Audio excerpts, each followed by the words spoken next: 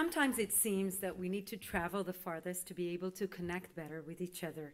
One of the main areas that interest commercial companies in the space sector is the field of communication. But what do you do when an antenna you send to space doesn't work?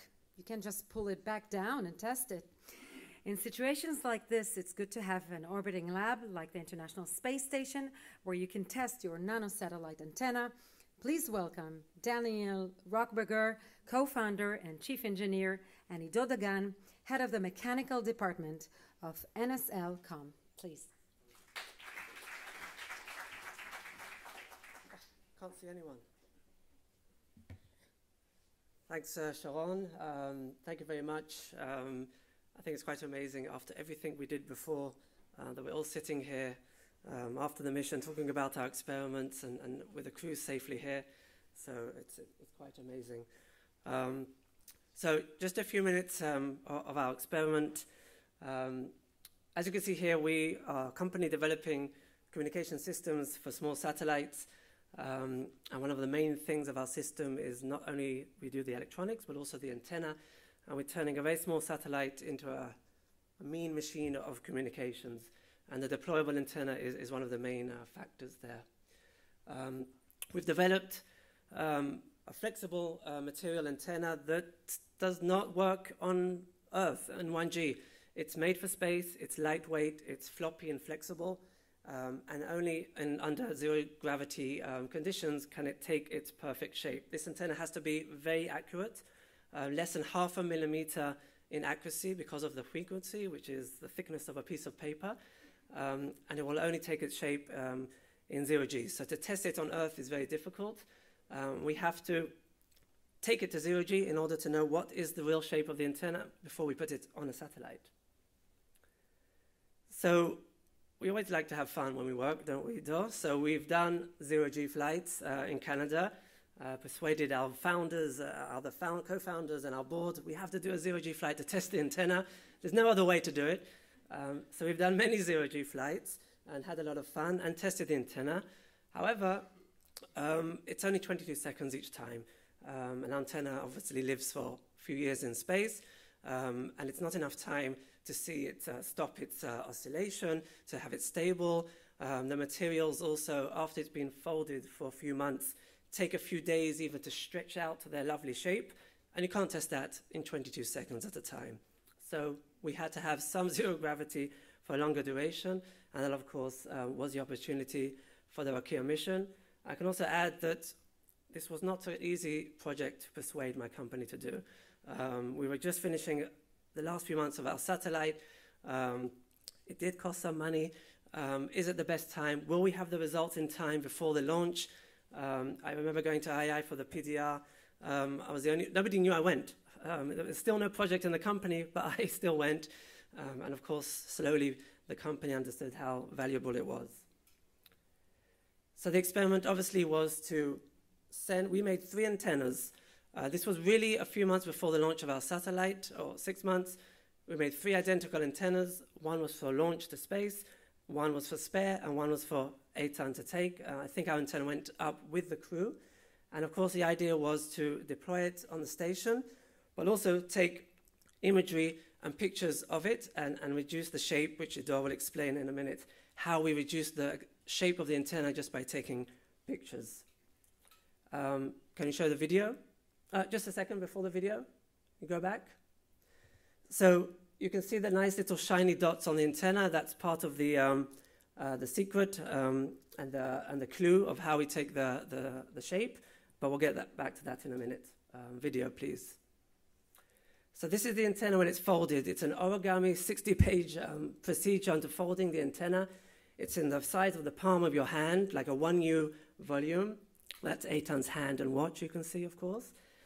I think all the astronauts and all the cosmonauts came to see this event. And you can see how it deploys into a 60-centimeter dish, which is quite big for a small satellite.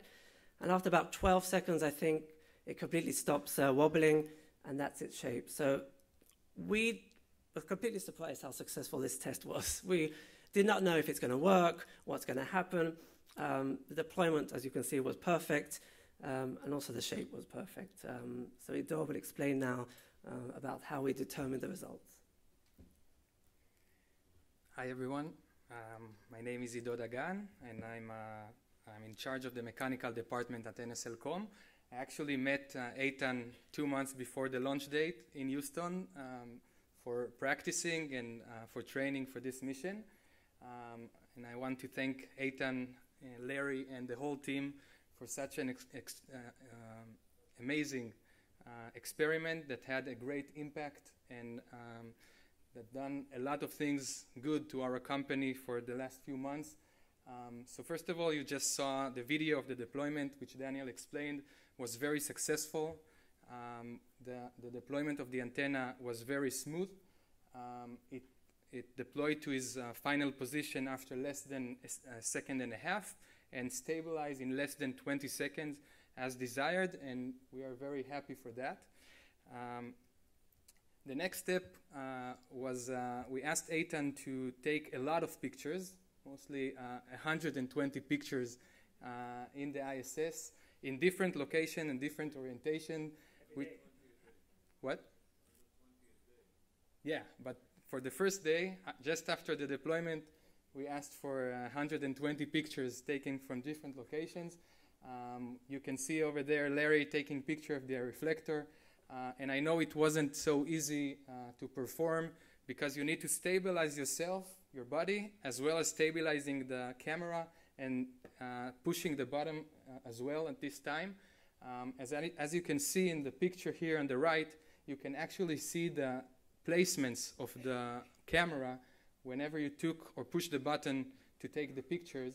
Then we can calibrate the photogrammetry model and perform a full or get a full 3D model out of this surface antenna.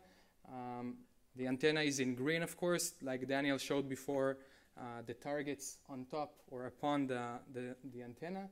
And from that, we just got a 3D model that continued to another RF analysis in another software with our RF engineer to compare this reflector over a reference mathematical reflector and to compare between the two and to understand how accurate the antenna is in microgravity environment.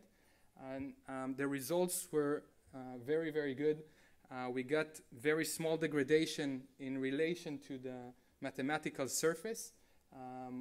We got like less than half a dB degradation, which is very negligible in terms of RF results.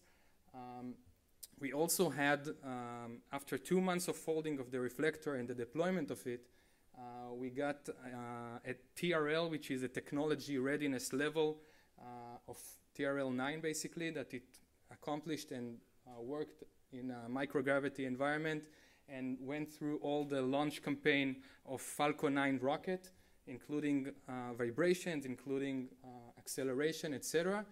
So it gave us a great confidence that this material and this product is going to work in our next mission.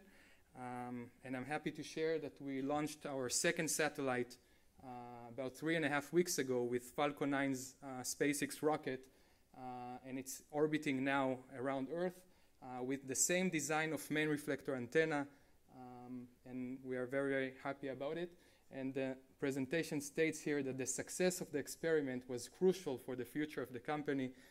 We felt it all together, so thank you very much about it.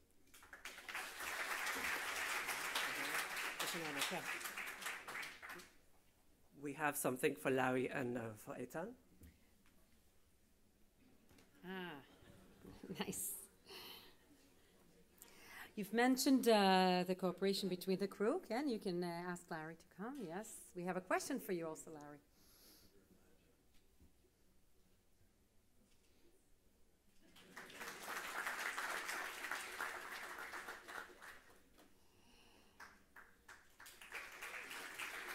Yes. And we have a question for you. How is it for you, Larry?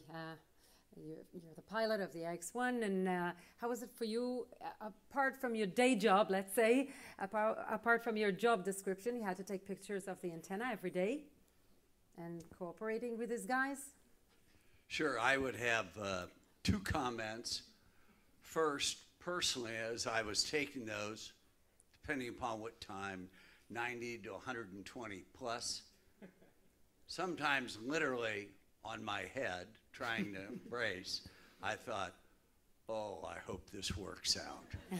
And so apparently it did. So thanks to both of you and your company. In terms of the bigger question of cooperation and volunteering for other experiments, I really think that's the essence of the AX-1 mission, that there were 4 people from literally around the world who came together, civilians, and who trained for many, many months. And there were some people who were skeptical about, could we really do this? We were the first.